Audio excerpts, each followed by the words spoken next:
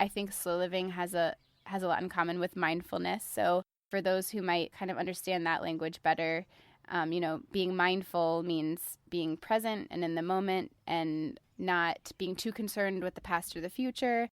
In that way, you really slow down time. We were speaking with someone a little while back who described slow living as kind of the feeling when you're in a car and you're driving down the highway, and you're moving really fast through life and things are going fast past you out the window, but everything in your car is kind of staying still with you. So I think that's a really good way to describe what slow living feels like. It's like, yes, time is moving, but also you're there and you're present and the things around you are like with you.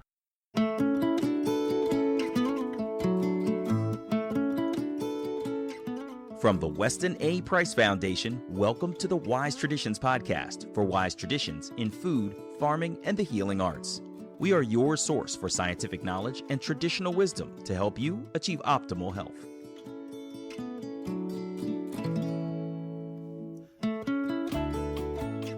Hey, Hilda here. We're in a strange time right now. It's like a pause button has suddenly been hit and our lives have slowed down drastically. But has anyone else noticed that we're a little less frantic lately? With fewer activities on the calendar and fewer demands on our time, we've somehow gotten a taste of a different pace for living. This is episode 254, and our guests today are Mary and Emma Kingsley. They are the mother-daughter team that founded Lady Farmer, a sustainable apparel and lifestyle brand. Today, they expound on the concept of slow living. They talk about the art of saying no, what it means to live with intention, the idea of emotional sustainability, and truth be told, their mission is to teach us to cultivate altogether a simpler, more sustainable way of living. Before we dig into this thought-provoking conversation, a quick thank you to our sponsors. Green Pastures. If you're looking for a way to help fill nutritional gaps in your diet and give your immune system a boost, check out Green Pasture products. Their fermented cod liver oil and high vitamin butter oil are a great natural source of vitamins A and D, as well as omega fatty acids. Boost your health today. Visit greenpasture.org to place your order. And Ancestral Supplements. Ancestral Supplements makes New Zealand-sourced nose-to-tail organ meats, bone marrow, and intestines in simple, convenient gelatin capsules. Intestines, stomach, tripe, and other gelatinous parts provide concentrated amounts of connective tissue, undenatured collagen, probiotics, and other gut-specific proteins that are now absent from the modern diet. So visit ancestralsupplements.com to see what they can do for you. Ancestral Supplements, putting back in what the modern world has left out. This is Holistic Hilda, and you're listening to Wise Traditions. Welcome to Wise Traditions. Hi, Hilda. Thanks for having us. Yeah, hello. It's so fun to be here talking to you. It is fun. I love your farm. I love your lifestyle, and that's how we connected. You are the lady farmers who understand slow living. So, Mary, tell us, what is slow living? What do you mean by that term? Our understanding of slow living has to do with paying attention to how we live our daily lives, moment to moment, hour by hour. What are we doing? What are we choosing to do, and why? And yes. The rooster agrees. Yes. And to really pay attention to how you feel as you move through your day. What is bringing you stress? What is bringing you peace? What is making you feel a lack of ease? And try to make small decisions to bring yourself back to a place of calm and joy, and really just getting in touch with a quality of life that has more to do with moment by moment rather than trying to race through your day, get everything done, check off your list. What do you feel like in the moment? I'm so glad you say that. I feel so relieved because I thought you were going to say slow living is like quitting your job. We all have to become farmers. Not that that's a bad thing. But, I thought it meant getting off the regular track of life. But you don't quite mean that. No, in fact, a lot of people say or think that what we mean by slow living is sitting back, putting your feet up and not doing anything. That's not it at all. It's about paying attention to how we spend our time and our resources and taking a step back from the industrialized systems that have come to provide our daily needs. It's also about observing our own consumer habits, and where and how they intersect with the quality of life and perpetuate an unsustainable paradigm. And I feel like in some ways we've all been taken to this place because of our current situation, with the lockdowns and stay-at-home orders. Do you think that's true? Of course, yes. I think that, just evidenced by, we just came out with a book called The Guide to Slow Living that happened to come out right at the beginning of this. And all of a sudden, we weren't having to convince people that this was a good and important thing to pay attention to. It was kind of like an automatic reaction almost. Everyone, without the distractions of the external commitments, that we've signed up for years and years and years, thinking that we kind of had to do those things, or we had to be a part of this or volunteer for that or whatever it was. Not saying that those things are bad at all, but kind of when that's stripped away, because it has to be, you're left with like, wow, what is my life? How do I want to spend it? How can I find meaning in all of this time and these moments that previously I was able to either ignore or just do something else with? So yes, definitely. The answer to your question, this has been such a wonderful time for slow living. And yet I bet there are some people who can still ignore the moment by moment feelings. Like we can numb ourselves still, even though the world is stopped in a way. Do you know what I mean? We can binge watch things on Netflix or be constantly scrolling on social media. Do you think that's true? Absolutely. I will say, I noticed in the first couple of weeks of the lockdown that as relieved as I was for all my external, because I'm a chronic overscheduler, overcommitter. It's something that I've always struggled with. So I need my own lesson in slow living. But even with all of that, I was finding the same problem I was overscheduling Zoom classes and meetings and free things I wanted and shows I want. And it was like all of a sudden I had this digital overload that I kind of also had to manage. So yeah, it's not any one thing that's external, of course, like most things. I think it's really comes from inside us and how we choose to spend our time. And I will say our internet was out last weekend for 3 days, and that was a completely different quarantine experience, 2.5 months in. And it was like, wow, okay, this is crazy, because we had and we don't have cable or anything. Like we didn't have any TV to watch. I couldn't get on the internet, check my stuff. It was like so quarantine-y. Quarantine, I like that. Mary, did you want to add something? Yeah, I will say that I think there was this feeling, especially early on in the quarantine, that people thought, oh, this is my chance. I can finally write the novel, or I can finally, build the audition or whatever. It was the time to like launch into that big project. And in a way, it has provided that opportunity. But I think the other way of looking at that is, we don't have to be so productive all the time. We can just be and observe.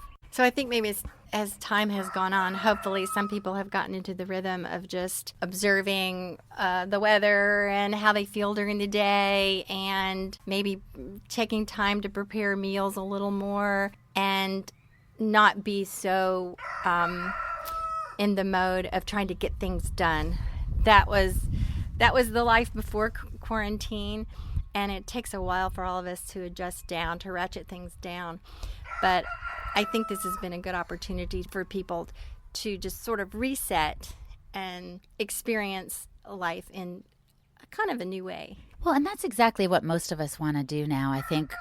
Quarantine or no quarantine. So can you tell us, how can we start if we do want to become more aware of our feelings, more aware of the present, really live slowly as you describe it? Where should we start? Well, I really think the most important thing, again, is just tuning in and paying attention and becoming aware and conscious of how you feel in a moment. If things feel off-center, out of balance, then you take the moment to figure out what small adjustment can I make to make myself feel better right now, and decide that you want a quality moment right then. And maybe you're in a stressful situation, or maybe you're in a hurry about something. Just to call attention to the moment, almost become the observer of your own behavior and say, where can I shift right now to make this moment better? Our bodies are very responsive to our emotions. And I like to think of our bodies as kind of almost like a chemical soup. And so what we're feeling creates certain chemicals in our bodies, hormonal reactions that creates environments in our body for either health or disease. So when we're really concentrating on improving our sense of well-being in any given moment, then we are improving our health. Oh my gosh, I love that. And tell me, Emma, does slow living include just like gardening and cooking? Because some of us aren't too into that. That's a great question, Hilda. No, it really doesn't have to. Those things are kind of, I would say, the most popular and like natural things that we think about when we think of slow living. But for me, a huge part of slow living is learning the art of saying no and recognizing your own boundaries when it comes to, like I was saying before, external commitments and scheduling, and just kind of prioritizing how you want to spend your time and how you are reacting to any situation that comes up. I think slow living has a lot in common with mindfulness. So for those who might kind of understand that language better, being mindful means being present and in the moment and not being too concerned with the past or the future. In that way, you really slow down time. We were speaking with someone a little while back who described slow living as kind of the feeling when you're in a car and you're driving down the highway, and yeah, you're moving really fast through life and things are going fast past you out the window, but everything in your car is kind of staying still with you. So I think that's a really good way to describe what slow living feels like. It's like, yes, time is moving, but also you're there and you're present and the things around you are like with you. So I don't know if that answers your question, but I mean, I live in the city and I consider myself, I have to remind myself about slow living often, but I really think it's just like a calmness and a mindfulness too. Well, when you said that we need to say no to things, and then you gave that car illustration, it made me think about how I'm trying to say yes to everything that's passing by outside the window. So that's like trying to hold onto a tree while you're going down the highway. It's not going to work very well. That's a great way to look at it. I hadn't even thought of that. And it's also good to remember, too, it's so easy for us to be looking out that window all the time and be worrying that we're not there, or we're not, we don't look like that, or whatever it is, or we see the billboards, Gosh, that's such a good metaphor. But really, like, all you need is, like, in your car, and you've got everything you need with you. Mm-hmm. I have a hard time. I guess I brought it up because I have a hard time saying no to good things. When you say no, it's not just to the things you genuinely don't want to do, but I imagine sometimes you have to say no to things that you kind of would like to do or are interested in. Sure, definitely. I mean, I'm interested in everything and I love everything and I love everybody. But what I've learned is that when I say no to things, it actually means that I can say yes to other things that I might not have had that opportunity I hate the term closing a door because that seems so final, but it really is true when you make decisions and you're really in touch with your own boundaries and what you actually want in life and how to spend your time. Then when you do say no to things, it just means that there's like a more magic yes coming for you. I love that, a more magic yes. So you can say yes to all those wonderful things, but then at the end of the day, you're exhausted and you feel depleted and you wonder why. Like, oh, I love doing all these things. It's actually it's really all about balance. And sustainability means so many things in our lives. So you mentioned sustainable clothing. It's funny because I've thought a lot about eating food that's raised sustainably, but I haven't thought that much about clothing. Can you speak to that, Emma? Sure. So it's interesting because we have grown so detached from the source of all of our daily needs, not just our food, but our clothing in particular, the products that we use, the materials that we build our houses and that we live in. And the clothing to me is so interesting because it's literally the closest thing to our bodies and we wear it every day. And it's, the most intimate that we are with any of our objects. So I think clothing is super important. And at Lady Farmer, we like to talk about clothing as an agricultural product, actually, which is kind of crazy when you think about it, but also not, because when you think about it, clothing comes from plants, and plants are agriculture, or they should. A lot of clothing these days is made from plastic. Plastic? Are you serious? Yes, anything polyester, acrylic, anything that's not cotton. Yeah, anything that's not cotton, hemp, linen, silk, wool, right. So that is all agriculture, basically. And if we're looking at sustainable agriculture for our food and how we eat, then it would make so much sense that we also care about those things and how we're dressing ourselves. And I guess maybe there's a slight disconnect because we're not putting the clothes in our mouths the way that we put food in our mouths. But really, your skin is your largest organ. If there's gross chemical dyes, or runoff or off-gassing from your plastic leggings, by the way, anything stretchy has plastic in it, that's right up against your skin, right up against your body. So while maybe more subtle, I think it's just as important to think about as our food. And I really think it's kind of a growing awareness, not only in all of those sustainable health aspects that I just mentioned, but in the humanitarian aspects of what goes into our clothing production, which is crazy. Most of our clothes these days are still made by slaves overseas, and it's just something that we don't know about and we don't talk about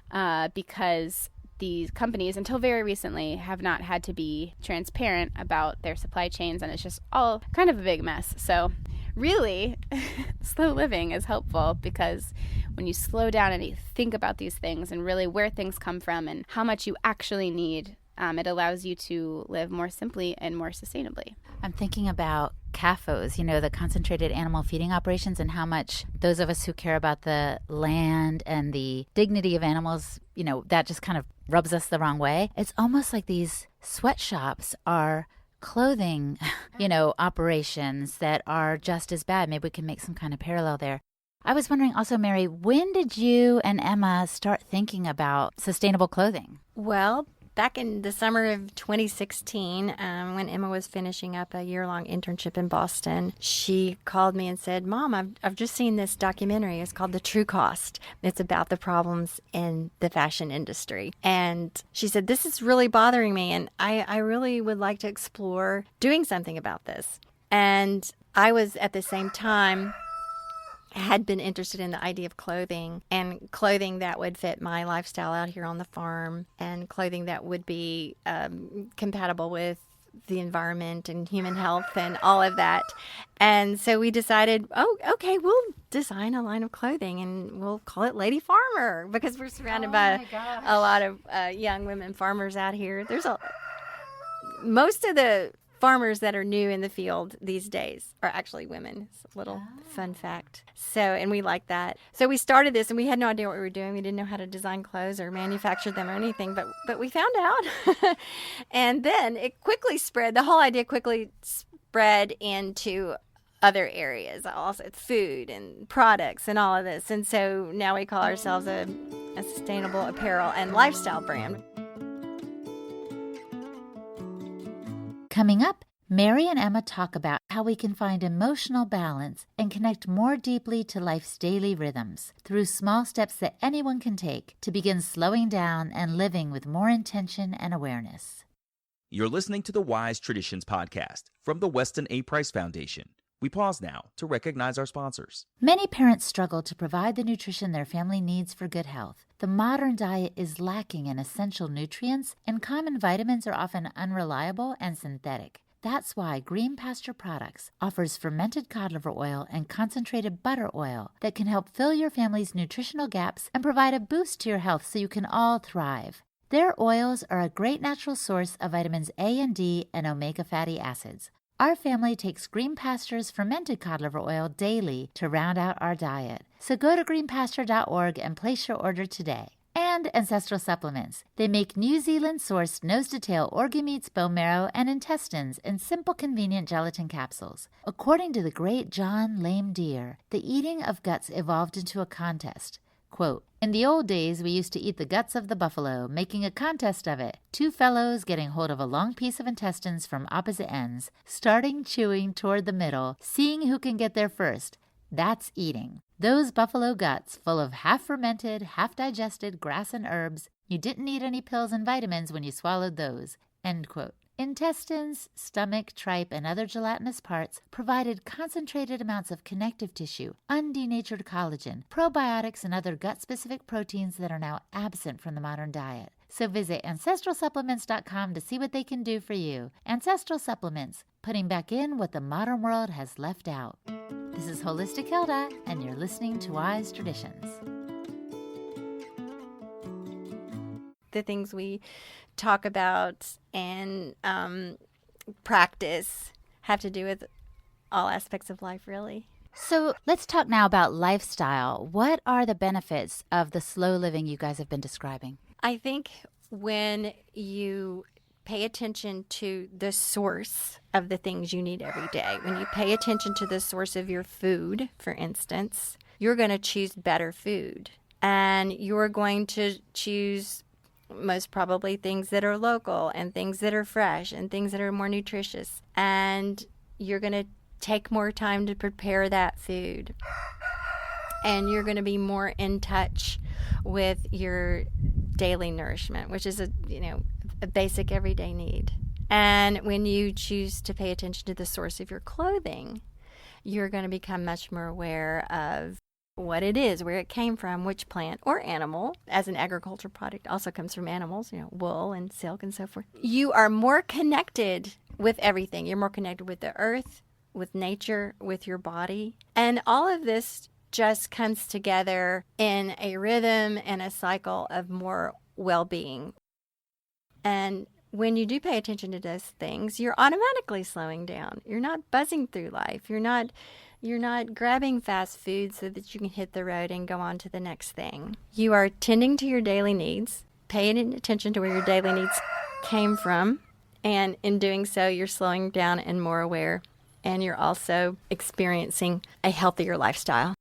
Emma, have you noticed this in your own life? Oh, definitely. I think just bottom line, it just makes you happier, really. I think that unhappiness comes from not being in the moment and presence. And I really think that slow living is about being in the moment. And it's hard to be unhappy when you, as my mom was saying, have had your hand and your heart in every step of this real food meal that you've prepared, or when you've learned how to sew your own sundress and then wear it and be able to just like the pride and satisfaction that comes from that it's really incredible, and also super empowering to not feel like we have to buy everything, that saying money can't buy happiness. I think it's kind of true, and I think slow living is actually a way to not spend money and be happy. I don't know. That's kind of what been my experience with it. Are most of your friends living fast or slow, would you say? Oh, that's a good question. Because I, like you, Hilda, love people and I'm friends with all kinds of people. I would say my inner circle of friends that really get me are definitely the farmers and the people that commit their life to living synchronously with the land. But I definitely have friends too that are living fast. I think that my generation and people my age are living way too fast, but we're figuring it out. Mary, you want to add something? Yes. We don't want to make it sound like you have to be a cook or you have to sew your own clothes or DIY all your products every day to live a slow life. It's really not about that. It's just about being aware and thinking through these things and making conscious choices. I think the unconsciousness is what has contributed to the so-called speed of a lifestyle that has led us into a generation of people that are sick and they're depressed and sleep deprived and all of these things that we see as the problems in our current society. I really think the root of it is just really not paying attention to what we're doing and why and how. And when we pay attention too of like what we're doing to the earth. For instance, here's a good example. Once you become aware of the problem of, say, plastic, when you think about it, and you know about the amount of plastic that's in the ocean and in the landfills, and you might try to start make it one small decision about using less plastic. And you don't have to expunge all plastic from your life overnight. You can't do that. It's too hard. But you can say, okay, I'm going to stop drinking water out of plastic bottles. You can just do that simple thing and work out an alternative for yourself. There's tons of alternatives. Once you do that and you pay attention, you'll find yourself opening up to all these other possibilities and alternatives and things that are just better. They're better for you. They're better for humanity. They're better for the planet. And it's really a wonderful world once you start opening up to it. I know what you mean, because I got started in this whole slow food movement and such because I just wanted to get raw milk on the table for my family. That was all. I just wanted milk. I thought that's one thing. Next thing I knew, I was hosting the Wise Traditions podcast. I'm like, how did this happen? And diving deeper into the rabbit hole, but I'm happier than ever before as a testimony of what you were just saying, Emma. But I want to go back to what you were saying a moment ago and ask you, you said most of your friends are living really fast. Is there nothing of benefit in fast living? I definitely wouldn't say there's nothing of benefit. I think that I love the internet. And as I just talked about a few moments ago, it was a strange experience not having the internet in a lot of positive ways. But I think the internet is definitely the definition of fast.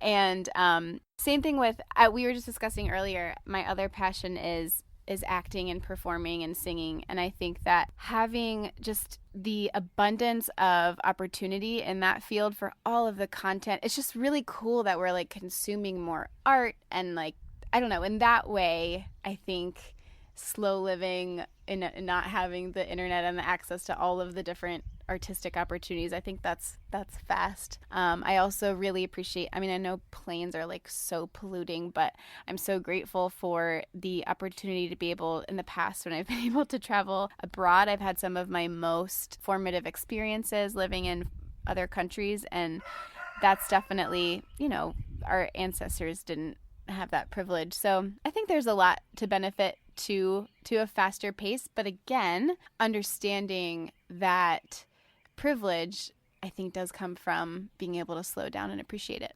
I get that. I get that you can be living with a slow mindset in a way, even in a fast-paced life. So, Mary, I wanted to say I so appreciate the availability of communication, quick communication with, people all over the world. I have a son on the West Coast. I have another son that's about to move to Europe. And so I really, really appreciate that. So if worldwide communication is part of fast living, then, I still embrace that completely. I think positive aspects of social media, too. One can go down the rabbit hole and waste too much time on it. But the other hand is you get exposed to a lot of really great ideas and people. And we've grown a very interesting and delightful community, mostly on social media, that I really love. And so, to your question, there are things that are really, really positive, I think, in the modern so-called fast-paced world. Yeah, I got started on this whole slow food living movement, kind of just wanting to get raw milk on the table. And then the next thing I knew, I was finding out more about how animals could be raised sustainably. And then I found out how that was regenerating the earth. And I was blown away, and I've learned so much, and I continue to grow and learn. And so I'm thankful that by taking one small step, as you were saying, Mary, it's kind of turned my whole world upside down. So now our time is drawing to a close. I just wanted to ask you, both Emma and Mary, if the listener could do one thing, maybe we would say to live more slowly, what would you recommend that they do? Let's start with you, Emma. I guess with a plug for slow fashion, which is what my heart is really behind, it would be take a minute, take an afternoon to really study your closet and look at the labels in your clothing and kind of see if you can start to learn the story of the clothes that you do have and see how that aligns with the story that you want to be living and telling in your life. And then kind of from there, speaking of small steps, maybe figure out how you can be wearing that story more authentically every day. That's really been a big life changer for me. The joy that I get out of wearing things that my friends have made, that I've purchased, that I've saved money and purchased from other sustainable, slow living brands. It's so joyful. And I think that's one thing that everybody can do because everybody wears clothes. What about you, Mary? I think my advice would be to choose joy and delight in whatever small ways you can, or larger ways. But just begin with one little thing, like do things to lift yourself in a moment. And in doing that, you lift your whole self, body, mind, and spirit. And especially during these times when we aren't going as out all the time, and hopefully you do have more time to slow down and make those choices. Feel empowered to choose joy, the thing that lifts you up. Beautiful. Well, thank you guys so much. This has been amazing. Take care, friends. Thank you, Hilda. Thank you so much, Hilda. Our guests today were Mary and Emma Kingsley. Visit their website at ladyfarmer.com. And I'm Hilda Labrada Gore. You can find me at holistichilda.com. And for the show notes for this and every podcast episode, visit our website, westonaprice.org, and click on the podcast page. And now for a letter from our recent journal.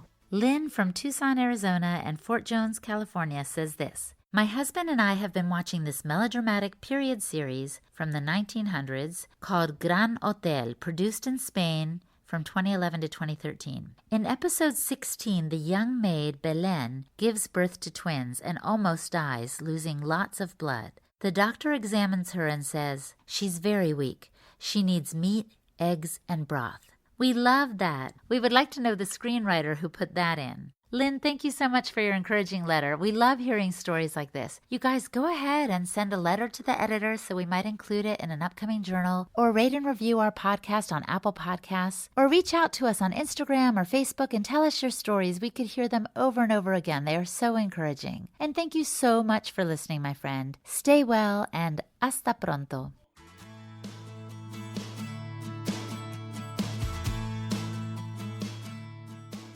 On behalf of the Weston A. Price Foundation, thanks for listening.